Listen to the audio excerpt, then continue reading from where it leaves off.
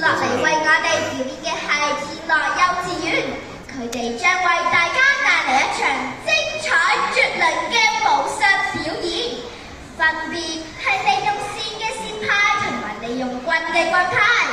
線派嘅弟子以優雅嘅動作同埋靈活嘅身法，而棍派嘅弟子就以剛硬嘅力量同埋堅毅嘅精神，大家各具特色。哇！唔知係線派會贏定係棍派贏呢？好期待啊！呢場武術表演一定好精彩，唔知佢哋準備好未呢？好，不如就將個時間交俾天樂幼稚園幼兒班嘅代表，有請。